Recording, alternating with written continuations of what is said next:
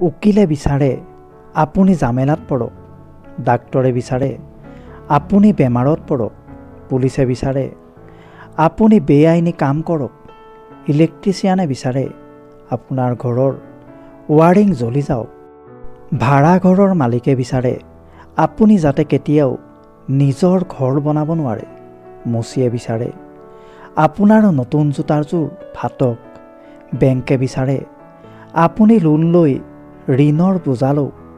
কেৱল মাত্ৰ চোৰেহে আপুনি ধনী হোৱাটো আৰু মহা সুখে নাক বজাই হোৱাটো বিচাৰে। অতএব চোৰেই আপোনাৰ প্ৰকৃত বন্ধু। তিনিটা বস্তুৰ ওপৰত ভৰসা কৰা উচিত নহয়। 1. নদীৰ পাৰৰ মাটি।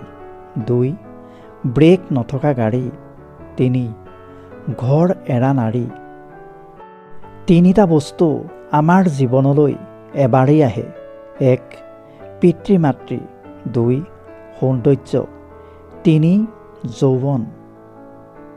তিনিটা বস্তু মৃত্যুৰ পিছতো কামত আহে। 1. সুসন্তান। 2. ভাল কাম। 3. পৰোপকাৰ। তিনিটা স্বভাৱে সন্মান নষ্ট কৰে। 1.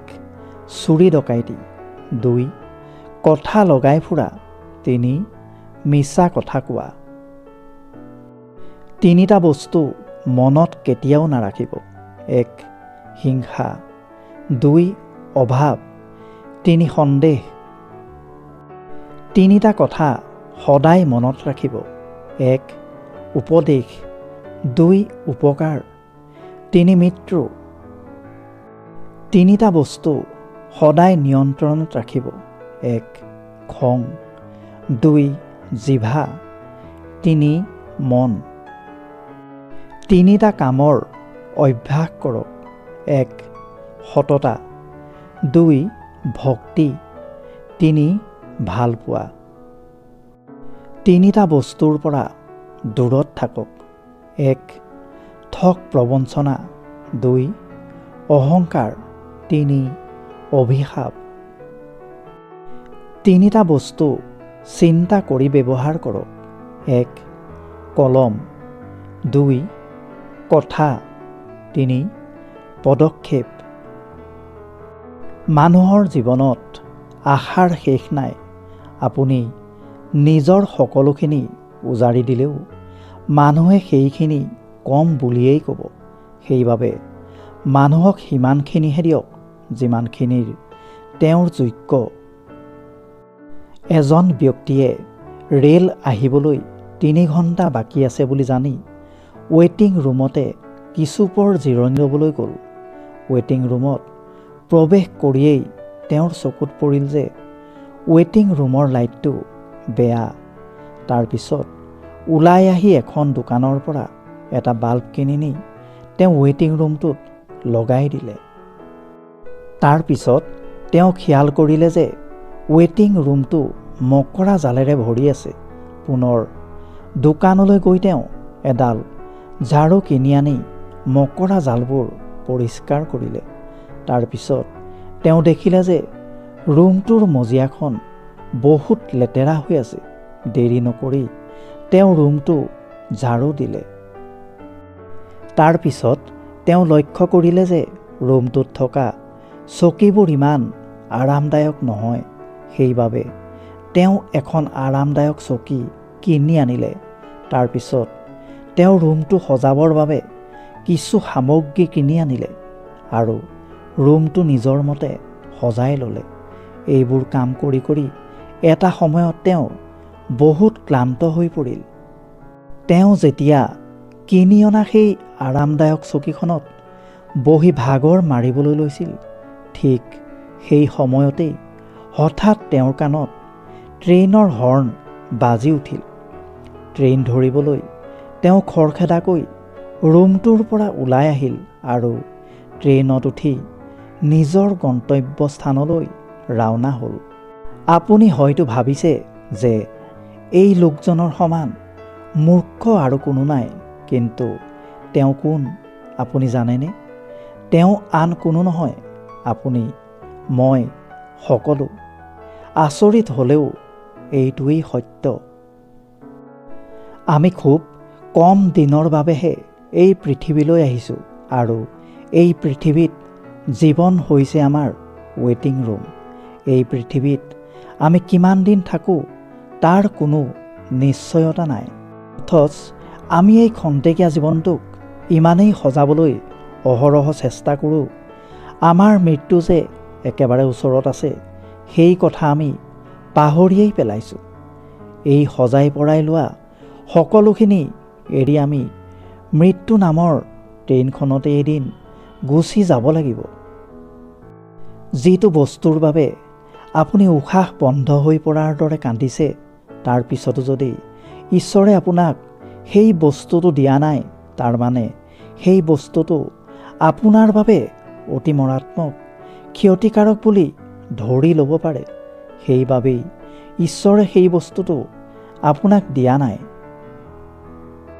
কাৰণ মানুহে ক্ষতি বিচাৰিলেও ওপৰত থকাজনে আপোনাৰ কেতিয়াও ক্ষতি হোৱাটো নিবিচাৰে। কাৰণ ঈশ্বৰে আপোনাক ভাল পায়। ঈশ্বৰেই হৈছে উত্তম পৰিকল্পনাকাৰী। সকলোতকৈ ডাঙৰ অন্ধটো সেইজন যি নিজৰ ভুল কেতিয়াও দেখা নাপায়। সকলোতকৈ ডাঙৰ অশিক্ষিত সেইজন যি নিজকে সদায় নিৰ্ভুল বুলি ভাবে।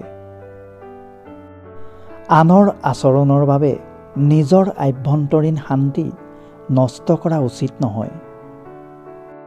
নিজৰ উন্নতিত ইমানেই সময় দিয়ক যে আনৰ বদনাম কৰিবলৈ যাতে আপোনাৰ হাতত সময়েই নাথাকে। যিমান দিনলৈ মানুহ অসৎ হৈ থাকে, সিমান দিনলৈ সেই মানুহৰ কোনো শত্ৰু নাথাকে। কিন্তু যেতিয়াই তেওঁ সৎ হৈ উঠে, তেতিয়া তেওঁৰ শত্ৰুৰ অভাৱ নাথাকে। কেতিয়াবা কেতিয়াবা অতিৰিক্ত স্বাধীনতাই মানুহক আধুনিক কৰাতকৈ বেছি অসভ্যহে কৰি তোলে। সৎ পথত কাঁইট বেছি, অসৎ পথত বন্ধু বেছি। সকলোৰে জীৱনতে সমস্যা থাকে। কোনোবাই ভয় শংকাত ভোগে, কোনোবাই সংগ্ৰাম কৰি আগুৱাই যায়। মনত ৰাখিব, সমস্যা থাকিলে সমাধানো অৱশ্যেই থাকিব। কোনোবাই দেখি শিকে, কোনোবাই ঠেকি শিকে, আৰু যিজনে একোৱেই নিশিকে তেওঁৰ জীৱনতেই দুখ চিৰকাল থাকে। নাৰীয়ে যদি ঘৰৰ জামেলাবোৰ নিজৰ মাজতেই সীমাবদ্ধ ৰাখিব পাৰে, তেন্তে সেই সংসাৰলৈ শান্তি ঘূৰি আহিবই। কাৰণ পুৰুষসকলে ঘৰৰ বাহিৰৰ দায়িত্ব চম্ভালিবলগীয়া হয়। মনত ৰাখিব, যিকোনো সংসাৰত পাৰিবাৰিক অশান্তি প্ৰথমে ঘৰৰ পৰাই আৰম্ভ হয়। বয়স নহয়, হিচাপ কৰে যদি অভিজ্ঞতাৰ হিচাপ কৰক।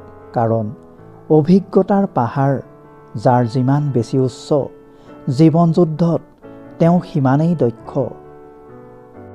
চেহেৰাৰ প্ৰেমত পৰিলে আপুনি তেওঁক পাহৰিব পাৰিব, কিন্তু কথাৰ প্ৰেমত পৰিলে তেওঁক আপুনি কোনো দিনে পাহৰিব নোৱাৰিব। মানুহৰ লগত যিমানেই সম্পৰ্ক কৰিব, সিমানেই অভিজ্ঞতা অৰ্জন কৰিব পাৰিব। সেই অভিজ্ঞতা ভালেই হওক বা বেয়াই হওক, দুয়োটা অভিজ্ঞতাই আপোনাক পৰিপক্ক কৰি তুলিব।